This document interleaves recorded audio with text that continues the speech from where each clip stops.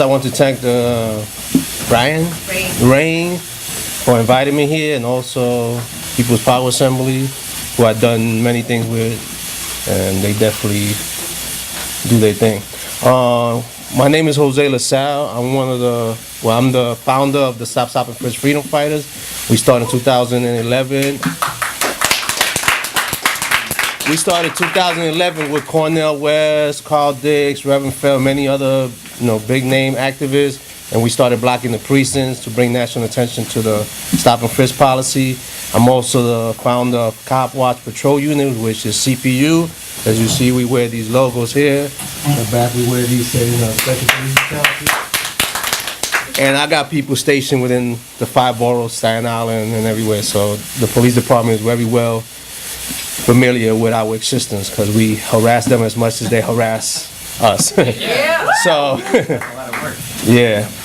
And basically, I just came here to talk a little bit about police brutality and stop and frisk and try to connect it. When in reality, it is connected, so there's nothing there to connect.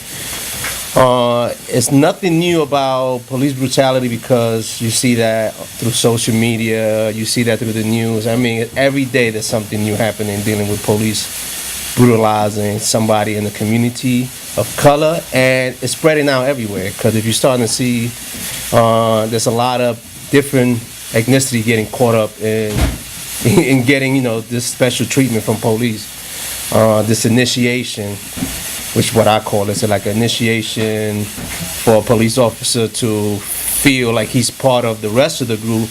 It's like they have to go out there and kick somebody's butt. They have to go out there to brutalize somebody, criminalize somebody, assault somebody, and even murder somebody.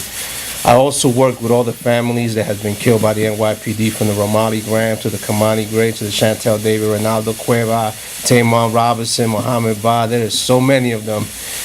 And it's sad when you find yourself among all these mothers and fathers that have lost their kids. So my thing is that we need to understand that we need to be out there supporting these families, and we also need to be out there in the street letting people know that this is something that we're not going to continue to allow within our community. Whether it affects you psychologically or whether it affects you physically, we should be out there fighting against it. And by y'all being here, that's the first step in doing that.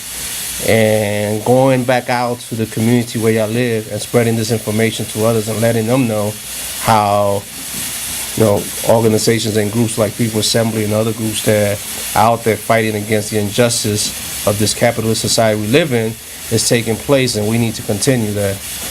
Now, the stop and frisk issue,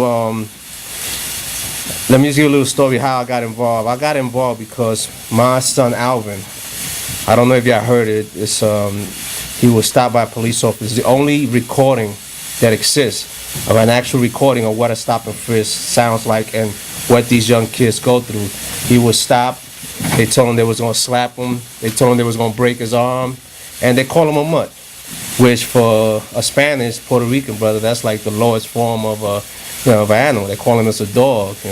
We're not even fit to be a human being when they call us a mutt. These are derogatory statement that was used when we was being colonized by the Spaniards for over 500 years in Puerto Rico.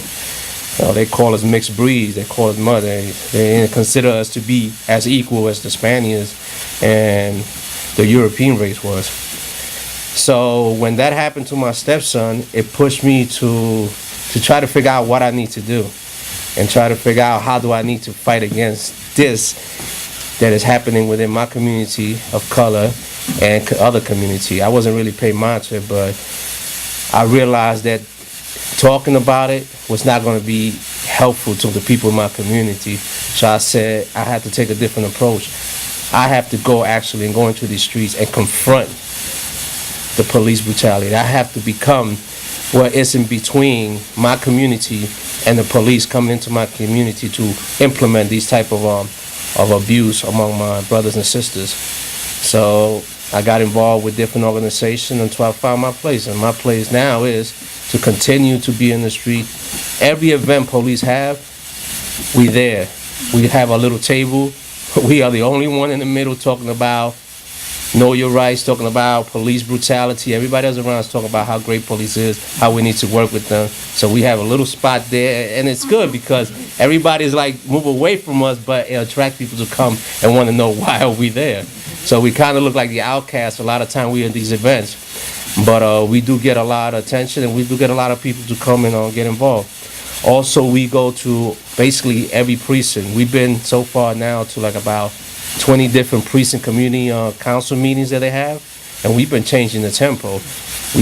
People usually go there to complain about little simple things happening in the community. Somebody scratched my car, somebody standing in front of my building. I seen somebody, making noise late nights, calling somebody upstairs at 3 in the morning.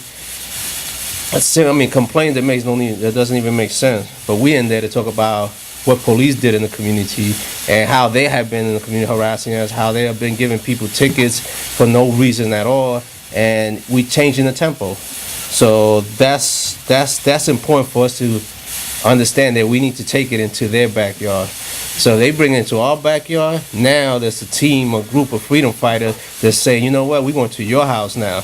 You interrupt my house, now it's my time to interrupt your house. You think you're comfortable where you at? Well, guess what? We're coming in there, and we're going to change that environment. So we've been doing that. A young brother there. Y'all probably met him already. Very outspoken. So basically, my whole thing is that in reality, we all need to get involved physically. We all need to put some bit of ourselves out there. I mean, even if it's a half an hour, there's many groups out there. There's many groups out there doing a lot of things, and we need to get involved with everything. And there's a lot of times that since our beliefs, ideology, understanding of what we need to do sometimes get in the way of us being able to unite. But we ain't gonna be able to, one, get rid of the injustices that exist within this system that we're forced to live under, because I don't think many of us want to live under the system that we are forced to live under, and being separated and letting our ideology be what interrupts our unity. We are not going to be able to confront the issue head on, and we need more people. One person can't do it, 2 people can't do it, 1,000 people can't do it. We need hundreds of thousands of people involved, and we need to take the power away from those who misuse them.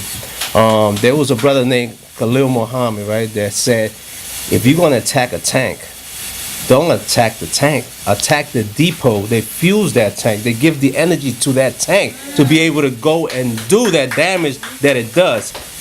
And he also said, if you're going to stop a train, you don't stop the train. You don't jump in front of it or try to stop it. You take off the railroad. You remove the railroad where these trains run on. And he goes on dealing with if you're going to stop a plane.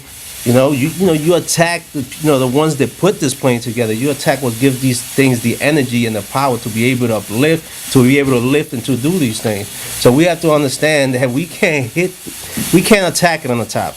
We got to attack it on the bottom. And right now, the militarized police department is what's keeping everything in control. Once we remove that power from the system, what do they have? That is all they have. That's why they let them go out there and do what they want to do with impunity. And we need to change that. And the only way we're going to change that is that we start demobilizing them. And there's a little group of us doing it, but we need more people. So let's get together and shut it down. Thank you.